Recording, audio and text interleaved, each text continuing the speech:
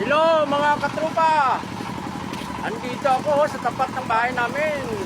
Nanonood ako, nagkukuha sila ng soil sample sa DNR.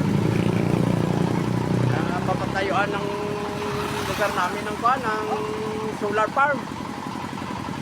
Solaris daw yan pangalan. Yan, nag-impact grade sila. Grabe yung nila, trabaho. Makina ng tinitira. Oh. Ano na, high-tech na.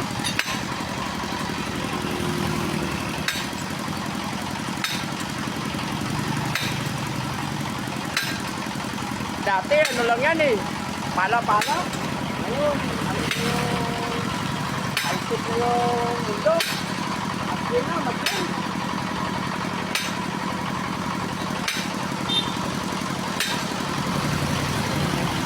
Yan mga katrupa, malapit dito sa kampo ng Sicol Mobile Force Company. Kaya siningit ko na mag-video. Bye-bye mga katrupa.